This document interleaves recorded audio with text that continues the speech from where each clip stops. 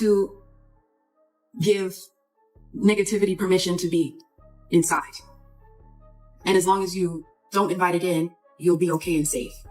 And then you have like so many things tempting around you, like the vampire. So it was so deep. It was so deep. That's the reason I cried for like a whole hour after. Not necessarily be like something dark, but these two might have to get out of the way or be shelved for Blue Ivy to really be able. Khloe Bailey just did what no other Parkwood artist has dared. She spoke out, and now she's paying the price. She didn't hold back, and the backlash came fast. So what exactly did she say? Khloe accused Beyonce of sacrificing her own artists to protect her throne. According to Khloe, anyone who gets too close to outshining Queen Bee gets shut down. No tour invites, no promo, no streaming push, nothing. She and her sister Halle, two crazy talented vocal beasts, but instead of being elevated, they got locked in a vault, sidelined by their own label. Why? Because Beyonce allegedly wanted Blue Ivy to be her heir, and Khloe made it clear, when it comes to stage presence and performance, Blue ain't touching her. Here's where it gets crazy. One day after Khloe mentioned Blue Ivy in a now deleted interview, her phone stopped ringing. Her team went silent, just like that.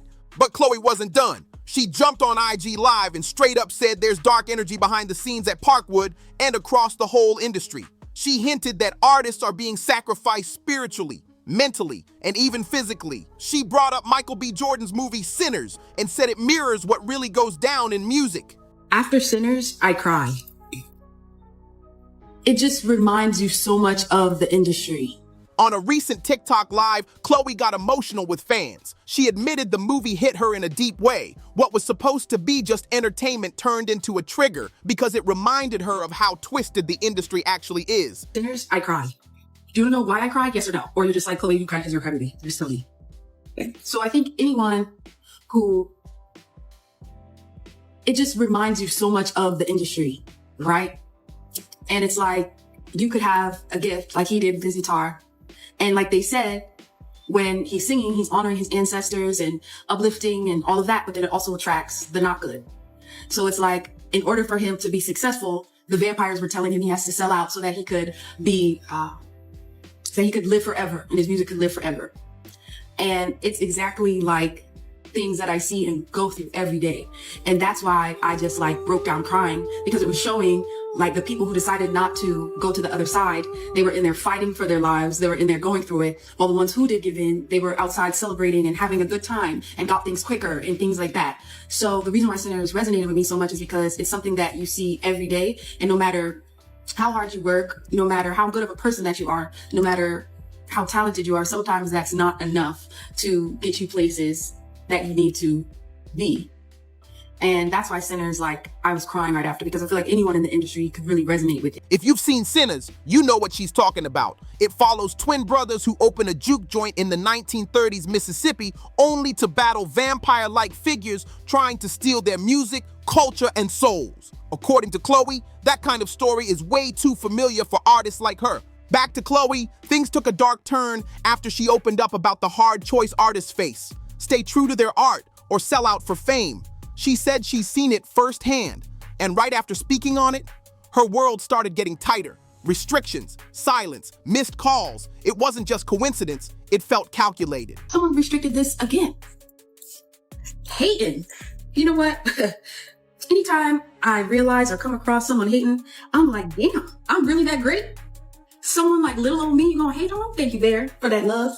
So anytime you have a hater, or anytime, you know, people trying to stop you or anything like that, just know that just doubles down on how great you are. Because if you weren't anything special, no one would be putting in all this energy. Fans didn't miss a beat. They started digging, and more people are starting to believe the one blocking Khloe's shine might be none other than Beyonce herself. The theory? Beyonce didn't sign Khloe to support her. She signed her to contain her. Think about it. Why would one of the biggest stars in the world sign someone as talented as Khloe, only to let her debut flop with no push, no promo, and barely any streaming support, unless there was a hidden agenda from the start? Some fans think Beyonce used Khloe to keep the spotlight warm for Blue Ivy until Blue was ready to take over. And now that Blue is stepping into the spotlight, Beyonce allegedly wants the lane cleared, and it's not just a coincidence. The way Beyonce's been forcing Blue into the public eye feels way too strategic. makes 13-year-old Blue Ivy look like she's 25. No one realizes that she has never been allowed to have a real childhood like Rumi. When Blue Ivy recently performed on stage with her mother Beyonce during the Cowboy Carter tour, she frequently changed her looks. At only 13 years old, she wore 5 sets of high-end, custom-made outfits in one night of the premiere. Tasseled leather pants, a corset, and sequined gloves. All these were the treatments that celebrities received. People in the industry have already whispered about Beyonce and Jay-Z doing the most to build Blue's legacy. Remember when 50 Cent shaded the Carters and suggested they bought Blue Ivy a Grammy at 9 years old? He didn't name names, but fans knew who he meant. The kids even have Grammys. Like, they don't sing yet. They don't sing. Right. They don't rap yet. And they already have Grammys and shit. So it's like they give them this trophy so we secure that they come. And love him or not, 50 wasn't alone in thinking giving Blue a Grammy while artists like Khloe are still fighting for basic recognition is straight up disrespectful. Khloe's got real talent, vocals, range, stage presence, and yet she's getting pushed aside while Blue gets the gold. For context, Khloe got discovered in 2015 after she and her sister Halle posted a viral cover of Pretty Hurts. Just 2 weeks later, Beyonce's team at Parkwood Entertainment offered them a $1 million deal for up to 6 albums in 5 years. Khloe x Halle made their official debut in 2016 with Sugar Symphony and even opened for Beyonce's Formation World Tour in Europe.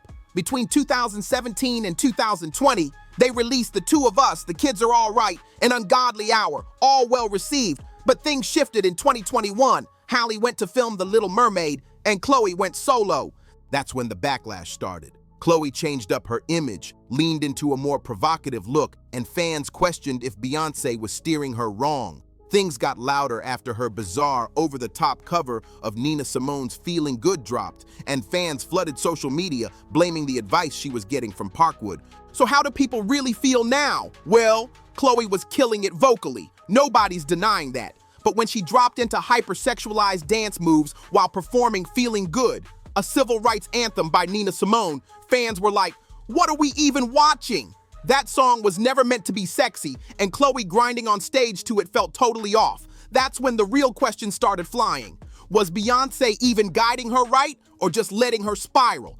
A lot of people said Parkwood took the lazy route. Instead of building Khloe up as a powerhouse vocalist, they slapped a hypersexual image on her and hoped it would trend. But it didn't. It backfired. Hard. When Khloe dropped the video for her debut single, Have Mercy, fans dragged it for being cheap, tacky, and way over the top. Some even called it demonic, saying Khloe looked like she was possessed. Instead of fixing the direction, Parkwood doubled down. Next came Treat Me, and once again, it was all body, no soul, the same over-sexualized vibe with no depth. Fans were starting to feel like every release was just Parkwood throwing Khloe to the wolves with zero plan. And where was Beyonce in all this? Silent. Not even a lifeline, just vibes. Fast forward to January 24th, 2023, Khloe announced her solo album In Pieces. The first single, Pray It Away, was a shift. Clean visuals, cleaner lyrics. But still, it didn't land. It came and went, forgettable. Not what you want from a debut single. Then came the real drama. The second single featured Chris Brown. Yes, that Chris Brown. The internet went wild. Khloe collaborating with someone who has a violent past, especially when Rihanna, the woman Chris abused, was once signed to Jay-Z. It felt messy. Fans couldn't understand why Beyonce would greenlight something like that, knowing how much she protects her image and brand. But the biggest blow came when In Pieces dropped. It flopped. Hard. Fans were heartbroken to see Khloe's raw talent buried under bad production and no clear direction. The album felt manufactured, confused, like Parkwood didn't know what to do with her. Even worse, Have Mercy and Treat Me, her two biggest solo songs, weren't even on the album. For a debut project, that move made zero sense. Like, who does that? And the numbers? Brutal. In Pieces barely made the Billboard 200, debuting at number 119 with just 10,000 units sold in its first week. For comparison, Khloe and Halle's second album, Ungodly Hour, debuted at number 16, sold 24,000 units, and scored a Grammy nomination. So yeah, fans weren't mad at Khloe. They were mad at how her talent got wasted. We'll be opening up for Beyonce on the Formation Tour in Europe, so we're so excited. Very excited. Yeah. It's gonna be so much fun. So what exactly was Parkwood doing with Khloe? Or better yet, what were they not doing? Fans started asking the hard questions. Was Beyonce really just standing by, or was she quietly sabotaging Khloe from the inside?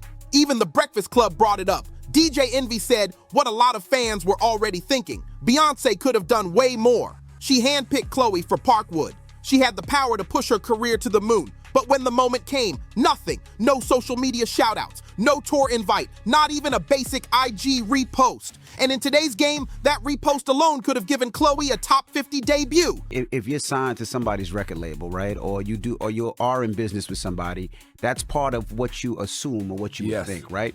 If I'm an artist and I sign to anybody, and I seen Jay-Z do it to his biggest artists, Beanie Siegel, to Rihanna, to Kanye, to Emil, he promoted his artist. People started seeing a pattern. No promo, no cosigns, no feature, nothing. And now, fans are straight up speculating that Beyonce meant to let Khloe sink. Why? Because she sees Blue Ivy as the only one worthy of carrying her legacy. It's not a random theory either. Blue already has a Grammy, performed at the Oscars at age 10, and is now touring as a background dancer with her mom. Beyonce's not just prepping her, she's positioning her. And Khloe, she's just in the way. But now let's talk about where this whole thing takes a dark turn. Some fans believe Beyonce and Jay-Z have a long history of eliminating anyone who could challenge their throne. One of the most disturbing theories, that Jay-Z sacrificed Aaliyah so Beyonce could rise. Aaliyah was given a sleeping pill and carried onto the plane unconscious before the fatal crash happened in the Bahamas. Kingsley Russell, who was 13 at the time, was in the car that drove Aaliyah and her team to the airport for their return flight to Miami. According to Kingsley Russell, they took her out of the van and she didn't even know she was getting boarded on a plane. Russell says she went on that airplane asleep. Now stay with me. Jay's former business partner, Dame Dash, was dating Aaliyah at the time, and he claimed Jay was trying hard to get with her, but she wasn't interested. Then in 2001, Aaliyah died in a tragic plane crash in the Bahamas. That same year, Jay-Z started dating Beyonce. Here's the wild part. Witnesses said Aaliyah didn't even want to get on that flight. She was reportedly given a sedative and carried unconscious onto the plane. Some folks said it wasn't just a tragic accident, it was a setup. Even Mary J. Blige came out later and called Aaliyah's death a spiritual murder. That wasn't just grief talking. It sounded like she knew something she couldn't say directly. Barry, when Aaliyah died for a wrongful death, he got paid $90 million for her death. Am I supposed to say that on TV? For $90 million for her death. Was that just for his rights or whatever he owned? What she would have been able to make if she hadn't have died. Oh, okay. There was a lot of lawsuits. I guess, okay. But that was the settlement. I wasn't in. I was there when we went over to he got $90 million. He wouldn't stayed at the L'Hermitage Hotel. We ate good, in deep mourning, right? And it gets even weirder. Beyonce's former staff members have made some serious accusations. Back in 2018, her longtime drummer, Kimberly Thompson, accused her of practicing extreme witchcraft and even filed for a restraining order against her, saying she was being spiritually attacked. This has been going on since 2006, and it's just been getting worse and worse and worse. And for a very long time, I put this person on a pedestal. I love them. I send emails, publicly, happy birthday and all this stuff. And the entire time, this person was casting spells and manipulating me and controlling my job situations, my relationships, just all kinds of. Then there's Ashley Everett, Beyonce's former dance captain of nearly 10 years. She got caught liking shady posts accusing Beyonce of being demonic. That wasn't some random troll. Ashley was in the circle, so fans started putting the pieces together. Could it really be that Beyonce isn't just protecting her legacy, but doing anything necessary to make sure no one, not even Khloe, overshadows Blue? At this point, it's not just about missed opportunities. People are starting to wonder if Khloe was set up to fail from the start. Here's what no one's talking about, and it's the part that's got fans side-eyeing everything. Right after Khloe's Instagram Live, where she exposed the darkness behind Sinners and said she'd never sell her soul, things got even stranger. Suddenly, Khloe's activity was being restricted. Her reach cut, her momentum gone cold. But she wasn't the only one affected. Another Parkwood artist quietly wiped their entire social media, and fans noticed something else. A collab with Khloe that had already been teased just vanished from her rollout schedule. No statement, no delay, just gone. And now insiders are whispering that the other artist might have seen too much or was warned to stay silent. Whatever they saw, they're not talking. But the timing's too suspicious to ignore. So now the big question, What is Beyonce really hiding? Because if Khloe was bold enough to speak first, she might not be the only one. Thanks for watching. Don't forget to subscribe, share, and like. See you on the next one.